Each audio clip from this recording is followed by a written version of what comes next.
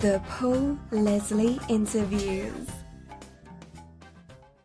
We're welcoming Duke Fakir of the Four Tops, a founding member of the vocal group, here on the Paul Leslie Hour.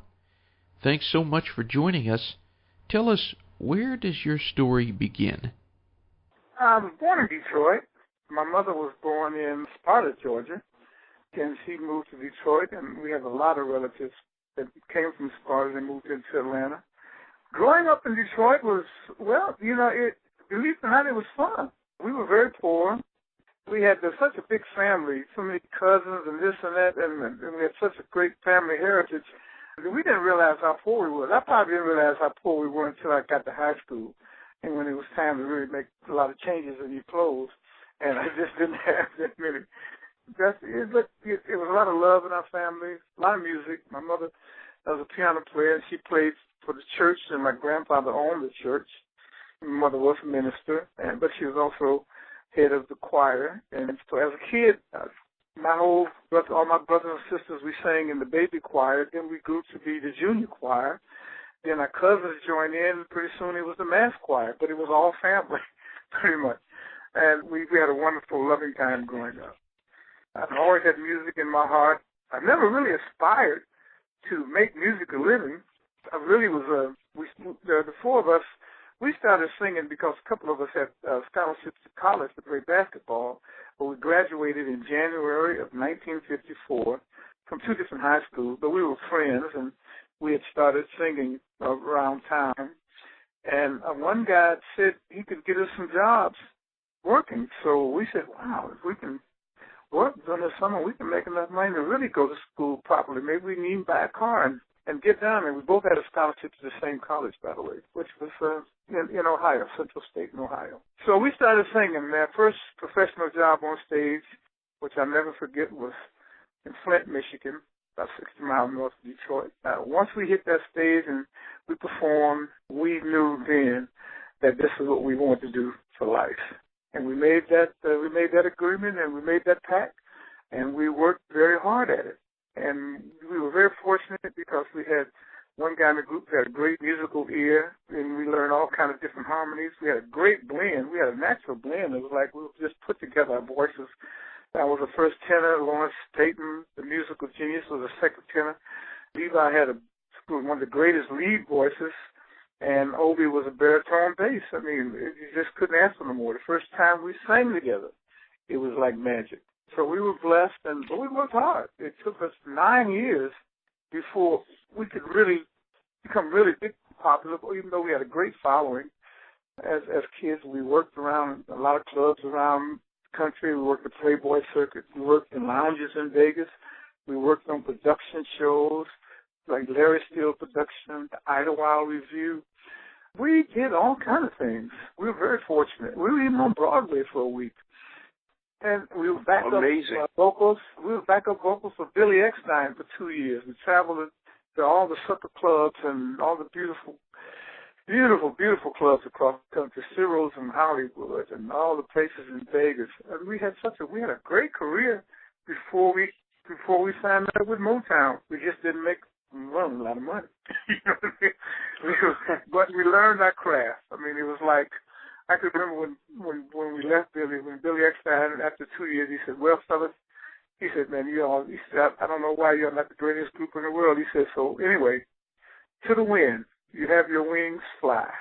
And that's exactly what we did. We signed up with Motown right after that. And I guess the rest is kind of history, and it's just been a wonderful, exhilarating, awesome, blessed life. Ever since, since we were kids, we've been doing exactly what we love to do, and that is such a blessing that people can just understand. If you're doing exactly what you really enjoy, love doing, you'll never work a day in your life. Can you remember the night that you all decided that you would be called the Four Tops? Yeah, I remember. It was in the recording studios. It was 1956, 2 years after we started. We started out as the Four Aims because we were aiming for something. We were shooting, for the stars. And so we wanted that name to signify what we were doing. Well, when we got the chess record, I remember feeling in the chest. We came down the studio and said, well, He said, boy, you guys sound great, but we're going to have to change that name. I said, why? He said, well, the four Ames brothers are very popular. And I said, oh, yeah, I remember. I've heard of them. He says, we can't have that. So we got to change the name right here and now. So our musical director, Mr. Maurice King from Detroit as well, and he asked us the same question, how did you get the name? Well, so we told him, and we talked about it for about 5 minutes, and everybody was scratching their head and coming up with names, and all of a sudden he said, what about the Four Tops? You guys were shooting for the tops, weren't you? I said, yeah. Everybody said, that sounds good. And it rang the bell, and they said, hey, that's it. So we were the Four Tops from that day on. We're joined by Duke Fakir of the Four Tops. The Four Tops have been around since 1954. There's a lot of musical groups that don't last 6 months. Why do you think the band has been able to survive so long? Because this is what we wanted to do as a lifetime career. When we were kids, we realized that we felt like we were talented enough to make it in this business as a career. So we dedicated our life to be making it a career. We learned all we could. We hustled around. We tried to make sure we did all the right things. We learned how to dress correctly. We learned how to sing all the different types of songs so that we could work all the different places, which to us, in our estimation back then, would give us longevity. But we also knew we had to eventually have a recording. But that was, we said one day, as we were scuffling through doing all these different venues, Playboy Circuit in Vegas, we knew that eventually we would have to record, but that was not always our first priority. Our first priority was to get into the business. We went at it as if we wanted to make it a lifetime career, and we made that commitment, and that's all everybody wanted to do. Levi never wanted to do anything other than sing with the Four Tops. He had many offers to go by himself and do his personal thing. He said, nope. We've all had different offers to do different things, but this is what we do. We loved each other and respect each other enough. We loved our families. We realized we were all taking care of each other's families. Our families grew up together. So it was our store. It was our family store that we were running. And that's the way it has been, and that's the way it will be. And it still exists the same way. Do you have a favorite song that the Four Tops recorded? Yes, I do. I have two different types. Baby, I Need Your Lovin' is probably my all-time favorite. Maybe because it was the very first song, very first hit, but it was also the song that allowed me to retire my mother from scrubbing floors and to buy her the home that she always wanted for herself. And then it's our opening song. It's a song that people love to sing, and I just love singing it. And my second best is Back Out the Park. For some reason, that song, whoever sings it, brings a tear to my heart and my eyes. And it's as though somewhere in life I left something out in the rain, or I left somebody out in the rain that I should have with me, but I can't think of who it is because I've got with me who I need and who I love. So I can't think of what it is, but it affects me in such a way. It just it brings tears to my eyes every time. This song, whether we sing it, which we did record it as well, whether someone else sings it, it's just one of my all-time favorite songs. So many of the Four Tops songs were written by a very iconic songwriting trio. You know who I'm talking about. Holland-Dozier-Holland. Holland-Dozier-Holland. Yeah. We met them after we came to Motown. When we first came to Motown, Barry Gordy knew us as a very versatile singing group. He did not have a group in his stable that could sing out of the American Songbook, all the standards and stuff. So he wanted us to sing. He asked us to do an album first of those kind of songs, which is kind of jazzy, the road things like, gee, baby, ain't I good to you, how deep is the ocean, all those great songs, dancing in the dark, and just great Americans from the Great American Songbook. And we did. We recorded probably about 20-something songs. We finished that album. We recorded some with big band, some with a little jazz group, some live in a little jazz hall. When we finished the album, we all listened to it with Barry, and he said, well, it's very good, Jeff. He said, but the more I listen to it, I realize it's not as commercial as I thought it would be. Okay, we'll put this aside. He said, there's 3 writers that I think can come up with some good music, good hit songs for you guys. It's called Holland-Dozier-Holland. And so I'm going to take you over there to their writing room and, meet them and let's see what they can do for you. Well, he did do that. We became very good friends. We spent a lot of time together, and they started writing some of the greatest songs ever written, as far as I'm concerned, for us, as well as for the Supremes and for all the old Motown artists, like Martha and the Vandellas and Junior Walker, and they would write songs for everyone. But they had a particular love for the Tops and the Supremes. We were like a family within a family, the Motown family, and they were just the greatest. I call them greatest tailors of music. I mean, they would call you in and they would tailor make this song for you, and they would produce it, and it would be just fit you, just perfect. And then the next day they would be working with the Supremes. I mean, it would just fit them with the same type of thing for them. And the next day we'd be working with Martha and Vandellas for the next week, and it would fit something perfect. Number one songs, I'm telling you. And so, I mean, they were just great young writer producers, probably the best in the world at that time. We're joined by Duke Fakir of the Four Tops. You've had some incredible experiences, both on stage and in the recording studio.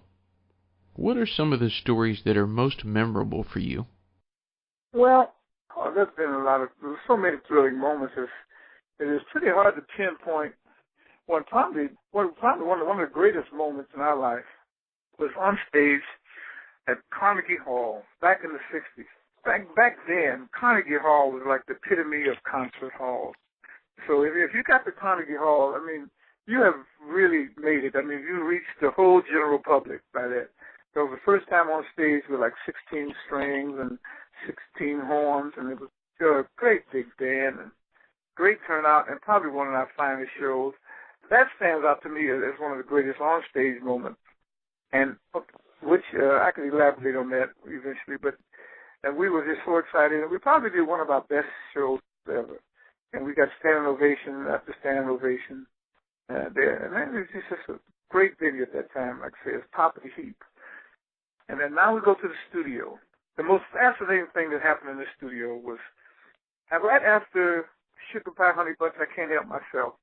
It was on the chart for like 19 weeks at number one, and all of a sudden it starts falling. Now, Berry Gordy, president of Motown, always had a follow-up for someone that had a number one record. And that time, everybody was just enjoying it being a number one. I was not even thinking that it was going to ever fall out of number one eventually. So when it started falling, it felt like the three. Berry Gordy came into, we were all in the studio doing some other work. He said, "Hey, man," he said, "I can't help myself. Got an anchor on it. It's falling out of the chart." I said, "What is this at number three?" He said, "We don't have a follow-up. So I got to have something by, if this was like Thursday, so I got to have something ready by Monday to get to the disc jockey in case or whatever." Well, so that night, Lamont Dozier and I went out, and we were talking, and we kind of hung out. We were good hangout buddies with our favorite club, and saw one of the Motown artists performing there. And then we were all feeling really good. I was driving that night. He was a little more loaded than I was, and took him home, and he started playing. He said, "Let's have a nightcap in my house." Yeah. So we started chatting, and he started playing the piano. He started playing "Can't Help Myself," and then he started doing something different. He started playing it like backwards. I said, "What are you doing?" He said, "I'm just messing around." I said, "Dang, man." He said, I said, that sounds like Can't Help Myself." Yeah, he said, "Yeah, it sounds like that same old song." He said, wait a minute. And he started tinkering around. He said, "Okay, I'm fine, Duke. I'll see you tomorrow." The next day, they called us in. He had talked to his buddy Brian Holland. They had cut a track of that song. We went in there, did background. Levi came in that night, did the lead. Saturday, they mixed the song. Sunday, they called us all in to label stamp the acetate so they could ship them out to disc jockeys. Monday, it was on the radio. That to me was absolutely amazing. And, of course, that went to the top 5. That's one of the amazing things that happened in this. But the studio was going 24 hours a day, and that's just an example of how they could turn out things at a given moment. I mean, they were just at that time at that time of Motown's lifespan, everyone was like at the top their game. The writers were writing extremely well. The producers were producing, all of them. It was Norma Whitfield, Stevie Wonder, Marvin Gaye. Everybody was at the top of their heap right around there, 65, 66, 67, 68. The engineers were making the sounds absolutely. They just kept tweaking the machine because they built them themselves. And they kept doing all this. The Funk Brothers were just playing their hearts out. I would like to use another word, but I was playing their ass off. And, it was 24 hours. You could go there at 4 o'clock in the morning. You could wake up and somebody would be recording, or 3 or 4 of the writing rooms would be filled with writers. There was always something going on, and only because they knew it was their time, and everybody was just pushing each other higher and higher, raising the bar, better and better, more consistent. The pretty soon, instead of waiting to see what the record market would be, they actually created the record market at that particular time. They were more or less, the record market was waiting to see what Motown had next, which is really quite a feat. And then across the street from the recording studio, Berry Gordy was grooming all these artists to become stars, something that no other record company was doing. He was teaching the girls how to dress, how to walk, how to talk. If you needed more music, you could get any kind of range that you need for your particular act. If you needed someone to help you put your songs together so that your show was exciting. If you needed someone to show you how to make it exciting. Whatever you needed, that's what you could get at artist development. And all artists were required to go over there to find out what their needs were and then fulfill those needs. Really an amazing, wonderful, loving family. It was like a factory, but it wasn't a factory. It was more fun than factory, but it was always something going on. It was always something for you to do. It was always something to make you better. All kind of doors were being opened to you. It was just absolutely amazing. And when I look back over it, I said, wow, what a blessing to just be there at that time. And, it's just absolutely amazing how out of those little houses that put together all this wonderful, wonderful talent, and all these, just came and it just blossomed. And then all of a sudden, here comes these little guys, this little man voice that everybody just could not believe.